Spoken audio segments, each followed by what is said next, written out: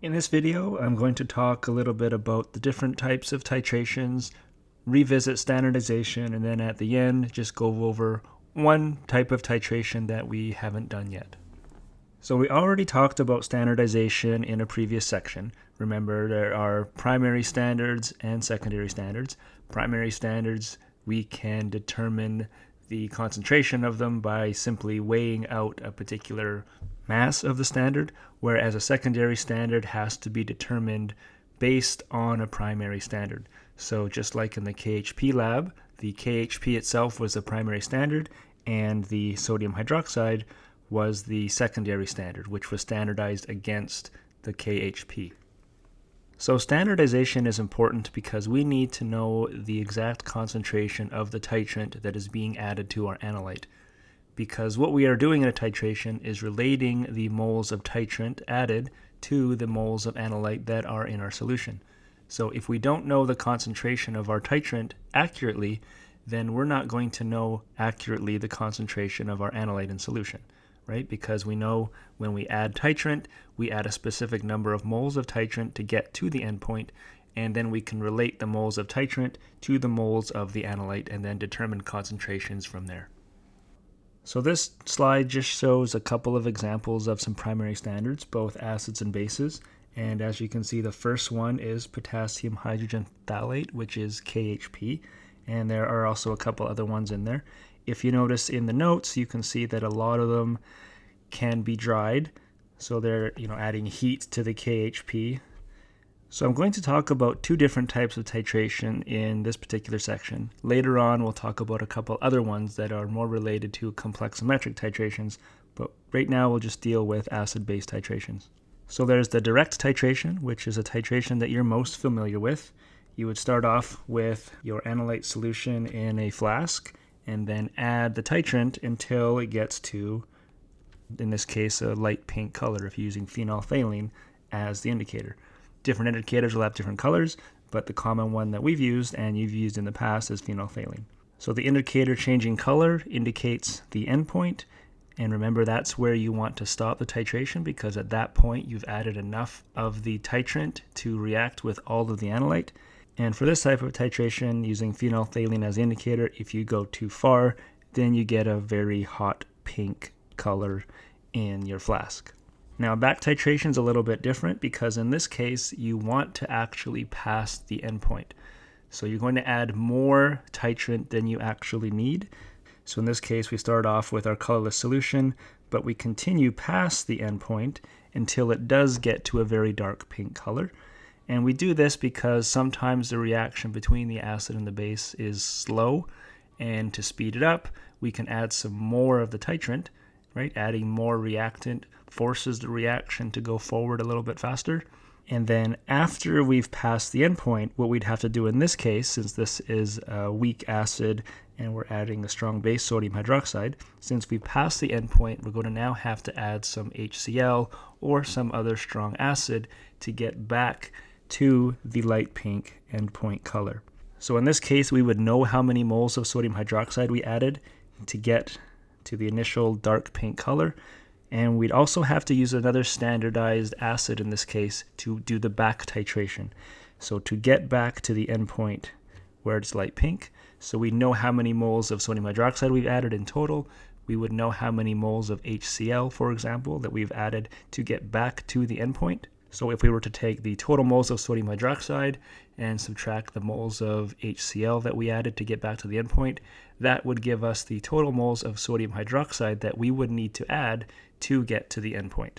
Now remember, we're doing this over titration at the beginning because the reaction is probably slow.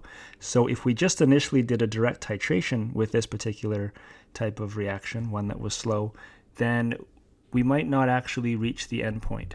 Or we might think we reached the endpoint, but if we let the reaction continue, then that pink color would fade and then we'd have to add some more sodium hydroxide and wait till that color didn't fade anymore. But because the reaction is slow, that might take a while. So by doing the over titration at the beginning and then bringing it back with some acid, that speeds up the reaction initially and helps us get through the titration a little bit faster. So again, here are just some notes on both the different types of titrations, the direct titration and the back titration. And the last slide, I'm just going to quickly go over the process for determining the concentration, or in this case, the mass of ascorbic acid in an orange juice sample using a back titration. So here's the question. The amount of ascorbic acid in orange juice is determined by oxidizing ascorbic acid to dihydroxyascorbic acid with a known amount of I3- and back titrating the excess I3- with Na2S2O3. Ascorbic acid reacts with the I3 in a 1-to-1 mole ratio, whereas Na2S2O3 reacts with I3- in a 2-to-1 mole ratio. So a 5 ml sample of filtered orange juice was treated with 50 milliliters of 0.01023 molar I3 after the oxidation is complete. 13.82 milliliters of 0.0703 molar Na2S2O3 is needed to reach the starch indicator endpoint, and we're asked to report the concentration of ascorbic acid in milligrams per 100 milliliters. So the first step in this question is to first determine how many moles of I3 that we've added in excess or during the initial part of the titration. So we know the concentration of the I3-, and we know we've added 50 milliliters of it to the solution. So that's how much we've added to get past the endpoint. So now we know that we've added 0.5115 millimoles, right, or 5.1 times 10 to the minus 3 moles. So we know how much I3- we've added. The next step is to determine how much of that excess I3- is consumed by the back titration by adding Na2S2O3.